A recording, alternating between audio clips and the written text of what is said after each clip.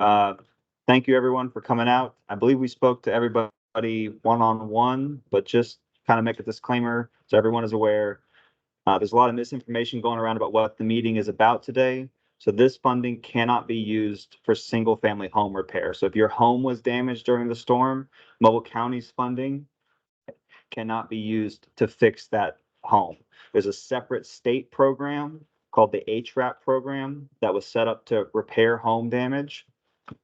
So that program is currently not taking applications. They took applications previously and the application period is closed. If you have questions about that program, we have representatives from the state at the back who can take questions from you at the end of the meeting. So just putting that out there, this funding is to address other damage to the community besides damage to homes. So once again, thank you all for coming out. This is our Mobile County Commission Community Development Block Grant Disaster Recovery Hurricane Sally and Zeta Public Engagement Meeting. This meeting will be recorded, so by participating, you're consenting to being recorded and to the possible distribution of that recording at a later date. So if you object to being recorded, we ask that you please leave at this time. Slides are going to be available at the end of the presentation on the Mobile County website. And we're going to have a question and answer session at the end of the presentation as well. So please hold all your questions till then. Today, we're going to be going over an overview of the disaster recovery funding, timelines, goals, and trying to get feedback from you, the community, on what we can do with that funding. So with that in mind, I'll introduce our presenters for today. I'm Gordon Bauer. I'm the Director of Grants for Mobile County. This is Renee Barron. She's our Deputy Director of Grants. We're joined virtually by the county's consultants, Haggerty, and their staff, Laura Munifo, Hillary Wentworth, and Ashley Napier. And then we also have members from the state's consultant, Horn, on site as well. So the purpose of the meeting today is really to gather feedback from you all so we can connect this funding with the projects and programs that will make the biggest difference to the community in recovering from these two storms. So this is an overview of our agenda for today. We're going to be going over the DR program as a whole, what's eligible, unmet needs assessment, what that is, next steps, and then having the discussion and question and answer session with you all. So we're going to have brainstorm questions throughout where we'll kind of ask questions and you can provide us those responses. This is a list of our goals for the meeting today.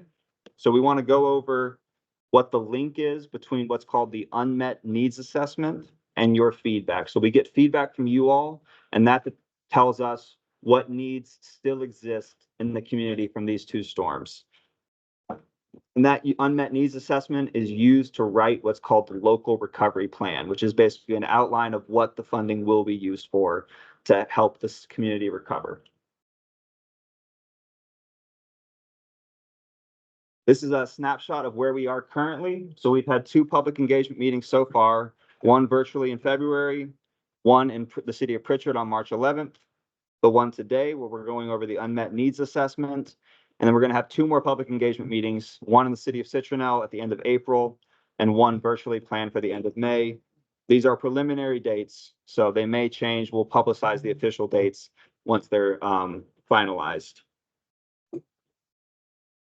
So we're going to go through a quick refresher of what was covered at the first 2 meetings. This is an overview of the CDBG DR program as a whole. So disaster recovery funding is really what we call a supporting piece in the recovery from these kinds of storms. So there's a process for how federal funding comes into play. It begins with insurance, followed by non-HUD federal funding such as FEMA or SBA, then disaster recovery funding from HUD, followed by state, local, and other funding. And the disaster recovery CDBG DR funding is long-term recovery funding, which is why it doesn't show up until 2 to 3 years after the storm actually happens. Each funding source covers different elements, so there's no duplication of benefits, and we have to coordinate between those funding sources to maximize the amount of recovery totally for the community. This is a breakdown of the funding that Mobile County is set to receive later this year. So it's a little over $28.3 million in total. This includes a little over $12 million for housing activities, over $15 million for non-housing activities, and a separate $1 million planning allocation.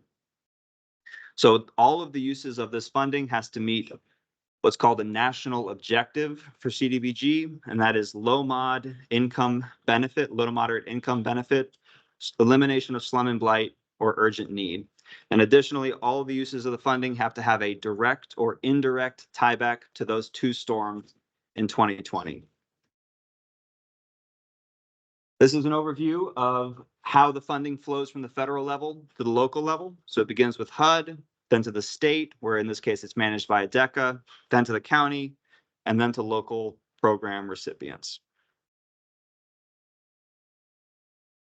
So HUD groups the eligible activities, the uses of this funding, into a few different categories. Those are affordable housing, infrastructure, economic revitalization, planning, and mitigation. So as we stated previously, there is a little over $12 million that has to be spent on affordable housing activities and over $15 million that has to be spent on what are called non-housing activities.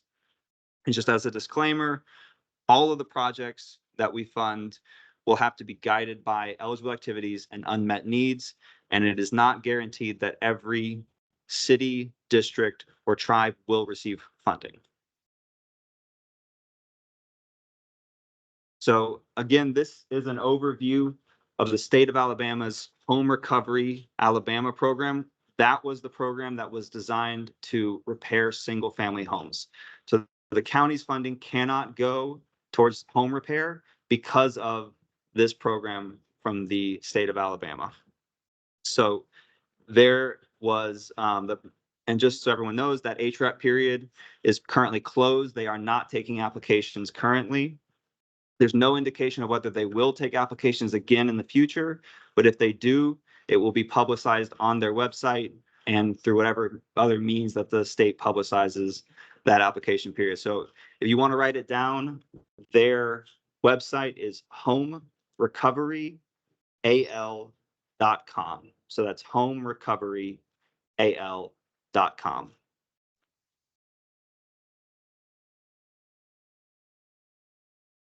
This is a list of applications that the state currently has in process by area for the HRAP program. And so that's kind of an overview of what this funding can't be used for. So now Renee Barron is kind of go over what the funding can be used for.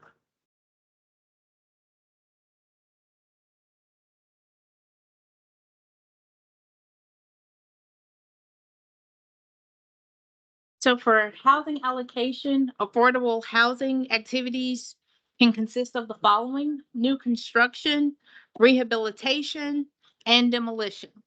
So the four general property types are single family, multifamily, apartment complexes, as well as townhomes. So affordable housing defined by HUD is housing on which the occupant is paying no more than 30% of their gross income for housing costs, including utilities.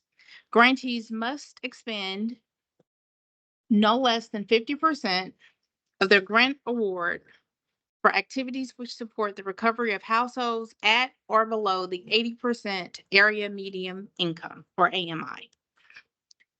So the eligible applicants for this funding are municipalities, tribes, nonprofit organizations, as well as developers.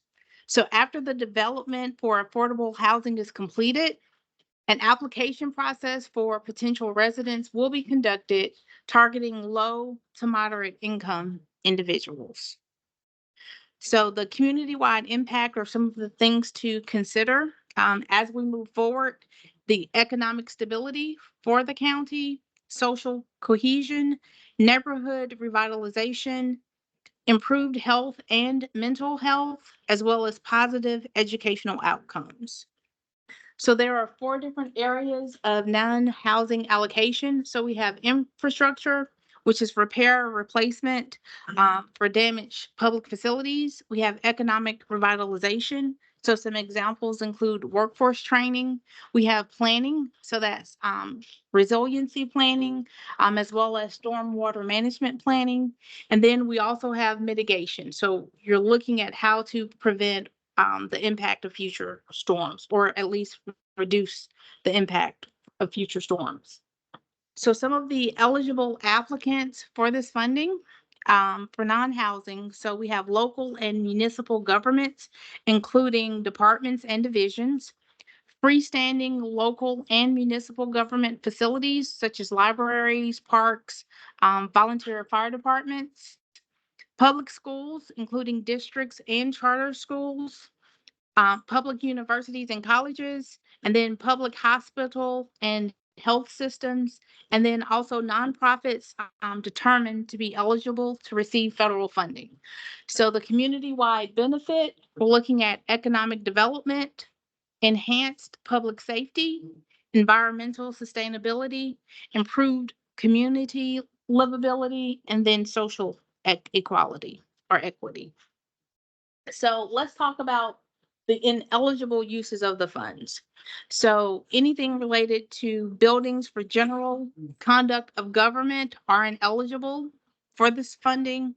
Operation and maintenance expenses, political activities, activities restricted in the appropriation laws, and then activities with no link to identify disaster-related impact. Now we'll talk about the unmet needs assessment.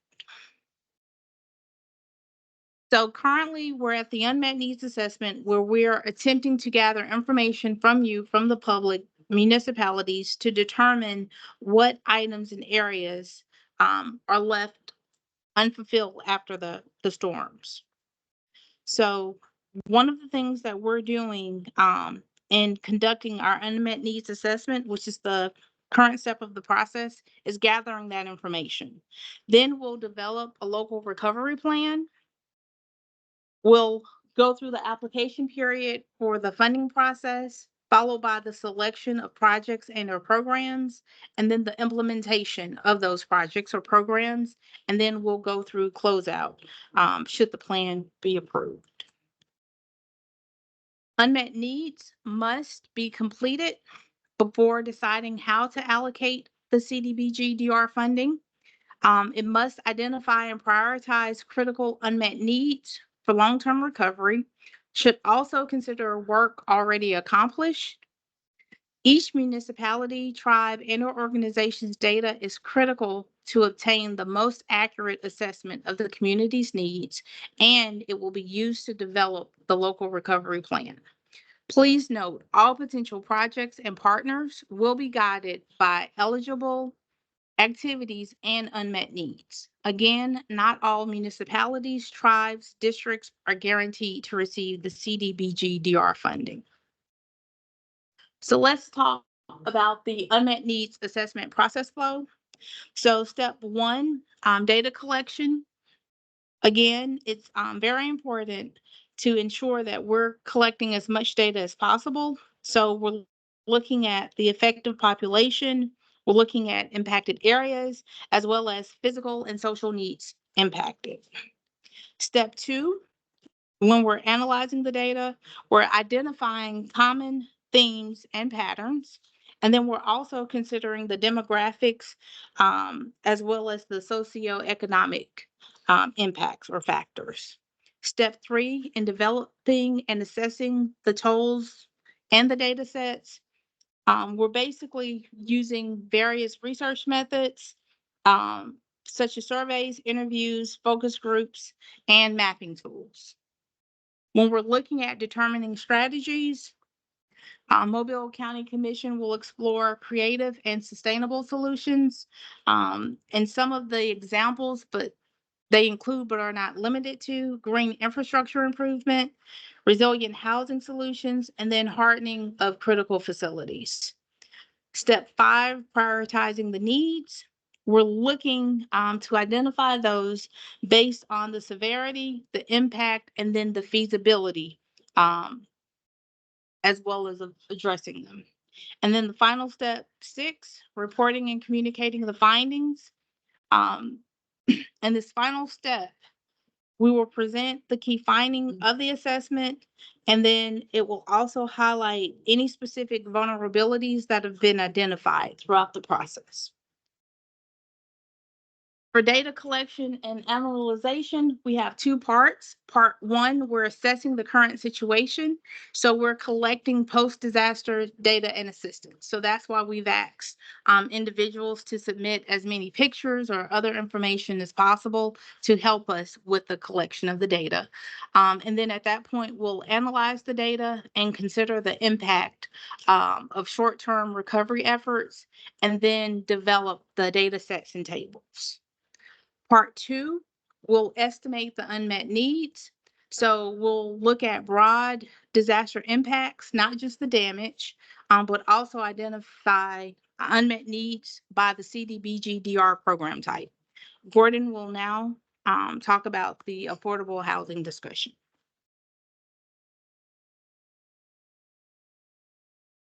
All right, I know this is a lot of information, but we've reached the interactive portion of it. I'm gonna get my list of questions out. I didn't get that out beforehand. So please, I'm gonna ask like a series of questions. If you have any feedback, any response you'd like to give it, please raise your hand. Let us know what you think. So the first, as Renee said, the first topic is the affordable housing portion of the grant. So that first question is there a wait list of local residents for existing subsidized affordable housing?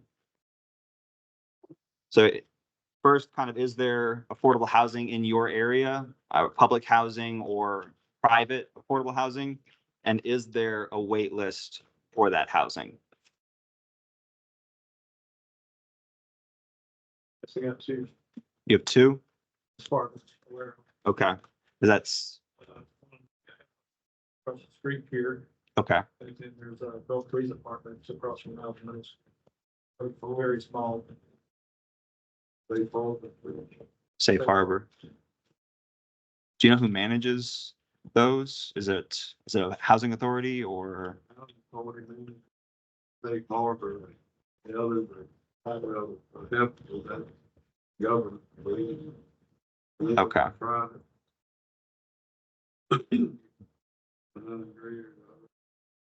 Okay. And do you know, is there a waiting list to get into that housing for all of them? Okay.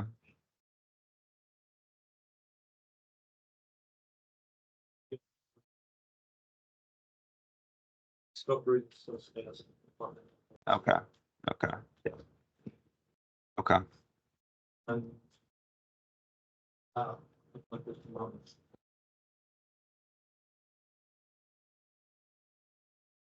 The second question, what is the condition of the community's affordable rental housing?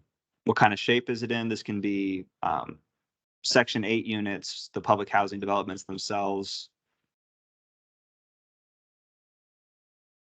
some of the private ones are not in very good condition. Okay.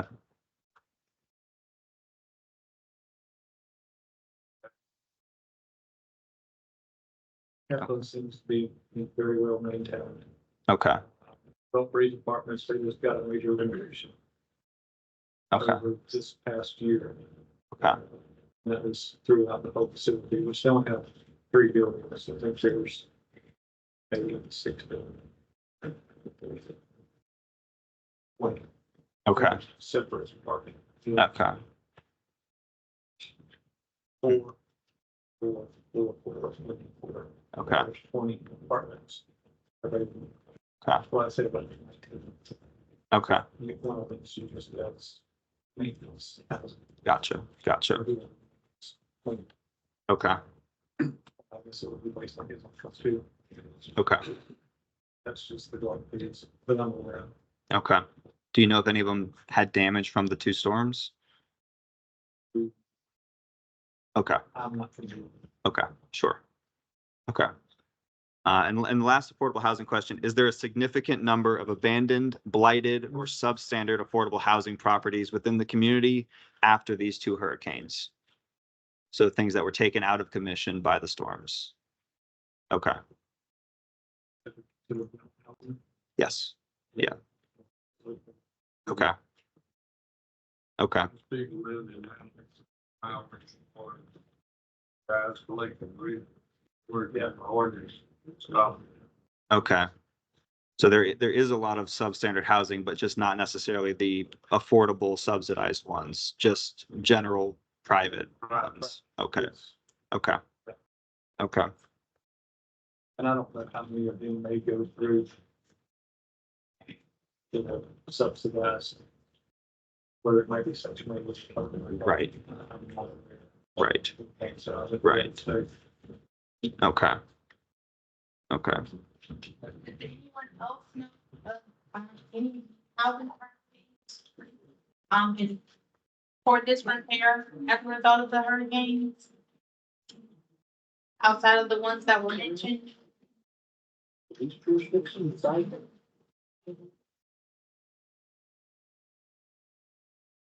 All right. Next is infrastructure.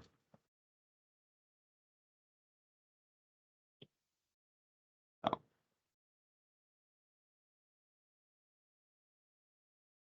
One second. Did the community suffer from flooding after the hurricanes due to a poor drainage system? And if so, where? Everywhere. Okay.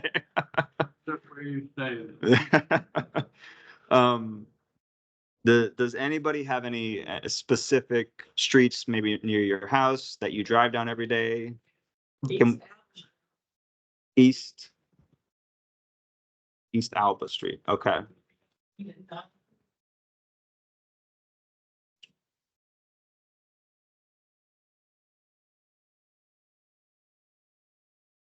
Okay. Okay. Okay. Weedy Drive? Weedy Drive? Right, it's a cool. And Ditching Corner.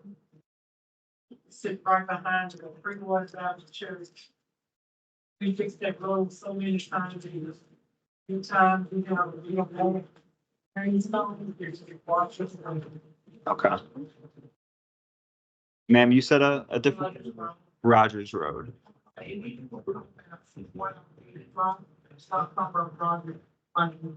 Okay, okay, so these two are, okay, and a Rogers Lane.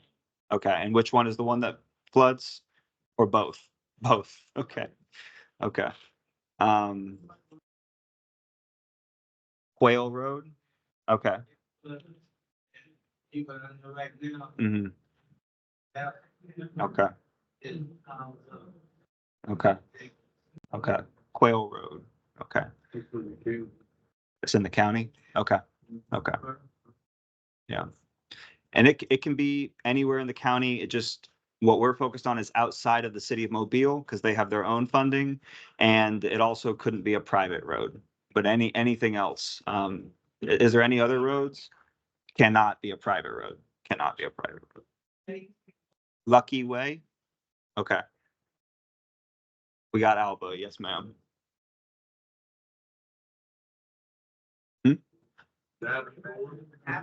Davenport? Okay.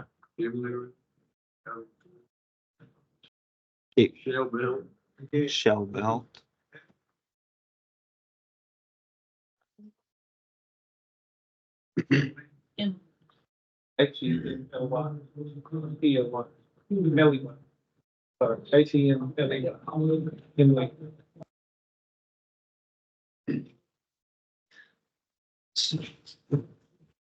And so kind of a more open-ended question, in your opinion, what type of infrastructure projects would make the biggest impact to the community?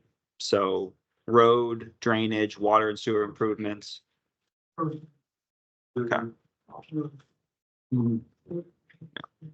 We're a coastal community, it's not like you do tide to it. Mhm. Tide goes out, it drains slowly. Mhm. That's what I was telling you, nature conserves a different grid for the stormwater. Yeah, yeah, That mapped all the bad areas.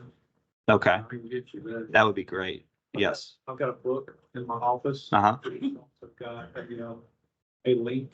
Mhm. You can look at it. Okay. Yeah. It also, any, like, you go to a culvert or a piping, you can click on it and it's usually associated with a picture. And then it shows you a percentage of where there's debris piled up or it's sediment. Okay. It's, Problem we have garbage, on 88 is Mm. trash. the state doesn't dig those ditches like this. Go to the ditch in front of Greer's, culverts here, ditches like this. Okay. Okay. But Tried to get them to come down and they just won't do it. So they said, Mhm. we touch it, those roots. gotcha. Gotcha. So those are state roads. Yeah. Okay. Does that system you're talking about, does it have information from before the storms and after the storms? Just, Okay. here. The past year? Mapping. Okay. Okay. And that link, you could send it to us? Would I be able to send that link to me? I don't know. Belongs to Nature Conservancy. I would say that Okay. you and I could probably have a meeting. Yeah, Okay. you know, city hall, check it out. Okay. We can go through it and look. Okay. But I do have a book, and that's, Okay. a photocopy of that. Okay. I'll give Judy your number. Yeah. You can talk to her, because their next step is to get a grant, fix it like this. Thing, they Mhm. detention pond they're gonna build. Okay. I don't know about building it here, but I don't think the water just seep back down into the swamp. Mm. Mm. Okay. Yeah, that'd be great. If anything you could send us like that, that would be great. I might have moved on too soon. Are there any roads that anybody else can think of that have those drainage issues after the storms?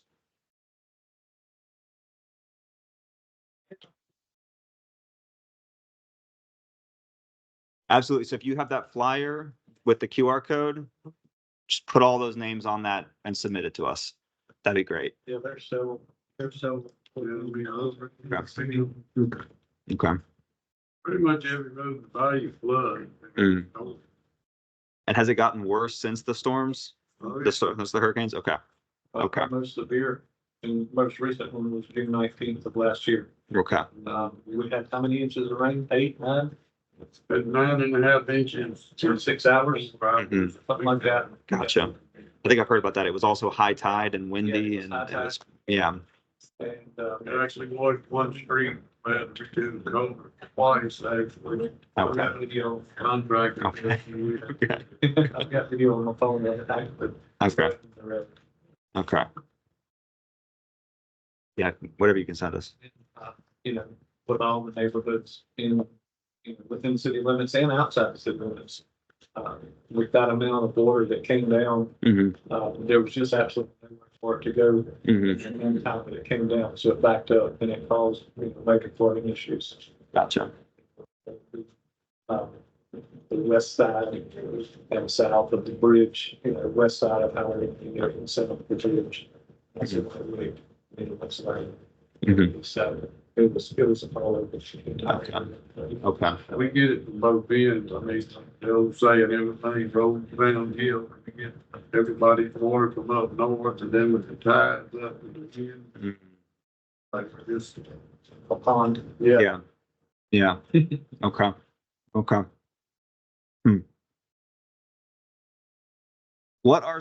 Go ahead.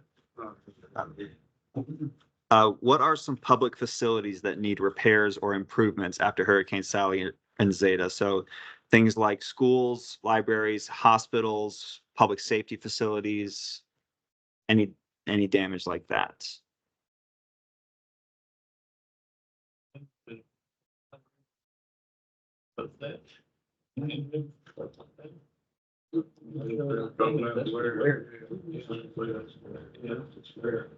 Okay. When evacuating during the hurricanes, did anyone evacuate during the hurricanes? So. Okay. Did you? Storm. So, Sally was a 2 and Zeta was a 3 when it landed. Zeta, no, yeah, it was 2 and a 3. Yeah. So when evacuating, did you face any delays or issues in evacuating, and what were they? So flooding prevented you from evacuating, okay. On any specific road or street? Winslow Avenue? Okay. That don't mean we need another roundabout. Okay. Okay. Don't enough for that other. Mm, okay. Any other, just flooding, any other streets that had, or is it that the main one? Mm-hmm. This road. Okay, okay. And all the other, we go. Mm. Okay. So not really so much drainage, but are there any specific roads or bridges in the community that were damaged from the hurricanes? Lion Street Bridge. Lion Street Bridge, okay.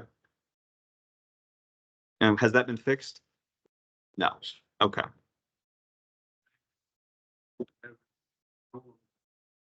Street. And it- Mm. Okay, okay, that'd be great. Yeah, They look at it, say, well, they just changed the weight limit. It's something like 5,000. Now you okay, put a price of lights. okay. So it's just slowly kind of deteriorating, okay. Big on. Any other specific roads or bridges that were washed out by the storm, damaged by the storm? Sutton Street, June 19th, yeah. Mm, But That was hurricane. okay, That done that. we've already fixed it. okay. Did you experience power outages during the storm? Yes. How long was the power out for? Days? Okay, It depends on the area where. Location and how easy it is for the power company to get in and repair any necessary lines okay, to feed certain areas. okay, So some people might be out for a week, some people might be out for a day, 2 Yeah. days. okay. Did anyone have power outages for a week or more? 5 days? 3 days? So, okay. So 3 days, okay. So since the hurricanes, have you noticed that you're losing power more frequently? Yeah. Yes, they was on, 3 or 4. Okay, so yesterday through, okay. At the city facilities or at your homes? Everywhere. Okay, okay. I experienced power outage, I think 3 times yesterday, because we think it might have been due to the view. Yeah, We had, pretty significant adjustments. yes, we did. Okay, Yeah. okay. Was that pretty common for everyone, losing power multiple times yesterday? And today too? Okay,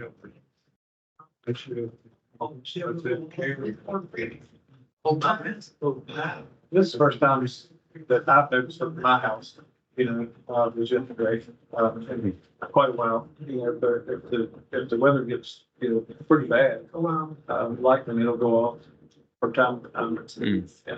okay. And I'm sure everybody experiences the same thing with power outage, throughout the community, Mm, depending on weather. okay. After Hurricane Sally and Zeta, did you notice an impact on the community's natural resources?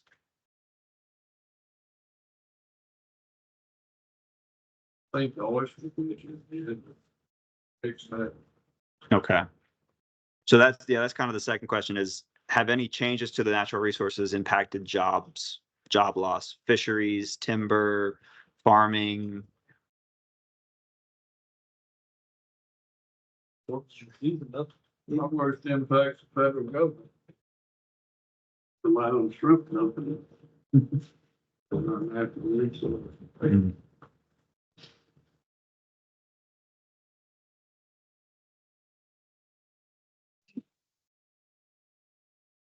And finally, economic revitalization. So after the hurricanes, did you notice any businesses struggling to reopen?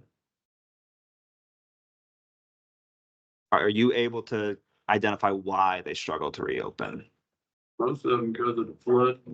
Flooding. And FDA making clean everything and Shut it they down. go through there like Extend your. they shut them down more than anything. Okay. That flooding, they still have to check Okay, Have to get rid of it. seafood shop. They're able to open back up, okay, you know, that under the cost. okay. Every time they're down, you know, that's money lost on Mhm. both ends, you know, for the owner and it's for the community that works at that facility. Okay, They don't, to my knowledge, they don't offer any help to the workers while these places are closed because, you know, like I say, Board of Health and FDA shut them down. Mhm. Do certain things they have to do to be able to operate. Back in components. Is it access to the facility or is it that flooding was in the facility and then they have to clean the whole Some of the facility? Facility brought it to the facility. Okay. Okay. Any other businesses that were impacted?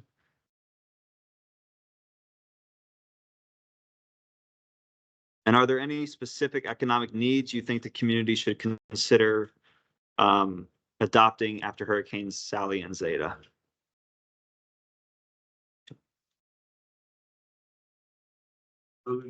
speculation. And that You give us some of the names of the businesses? waterfront, sea pearls, deep seafood.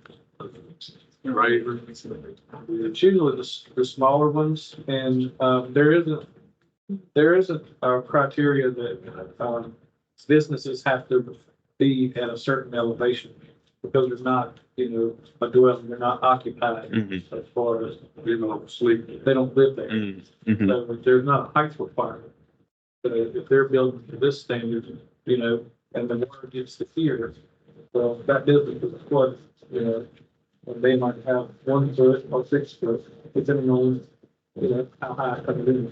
So Mhm. that determines what, you know, they would have to do, how long is the period they can be shut down. Okay. Waterfront seafoods, you know, they're right on the water. They get water in their business. Right. In deep sea, they're right on the water. Okay. They get, How are we? I mean, there's several facilities that are seafood processors, you know, along the waterways, probably. Taking flooding and Okay. and those products. Okay. Without them being able to speak to things, so I wouldn't say that, you know, every one of them. Right. Impact. Okay. Everybody, probably. Did you get the list of them? Okay. Thank you, everybody. So. Where we get our checks? So now we're gonna go through the next steps moving forward. So this is the timeline of what we've done so far, where we are now, and what we have ahead of us. So right in the middle there, you'll see the March 26th, 2024 meeting, which is what's happening right now. So after that, we are going to finalize that unmet needs assessment, use it to write the local recovery plan, and then submit the local, we're gonna have public hearings, and then we're gonna submit the local recovery plan to a DECA. So all of this timeline is contingent, and all the steps moving forward is contingent on a DECA accepting our local recovery plan when we turn it into them. This is kind of an overview of what that local recovery plan is. So we will, it's a guide to the community's recovery needs. So we use the unmet needs assessment to develop the local recovery plan. So all the feedback you just provided us goes into that unmet needs assessment. And then we use that to write the plan for what the funding is actually going to be used for. So it provides a framework for awarding projects when we take applications, and it outlines the different budgets for different types of programs and projects that will be in the plan. So this is kind of an overview of what happens after our LRP or local recovery plan is accepted by ADECA. We will award projects that have the maximum benefit to the community, hold application cycles for the implementation of those specific projects, implement the projects, and then we have ongoing compliance and reporting to the state. This is a look looking forward at what is coming up next. So we have 3 public engagement meetings that have been held so far. As I said, the next one will be in Citronelle on April 29th and a final virtual one on May 30th. These are preliminary dates, so we are going to have publications posted in local newspapers and also on Mobile County's website. On the flyer you have a link to that website. The final dates will go up there once they're finalized. And we also have a place you can sign up for a mailing list where you can get updates on this program or any other county HUD program that you want to find out more about. And so we have finally reached the question and answer portion. So if you have a question, please raise your hands and we'll call on people and we can hopefully answer it.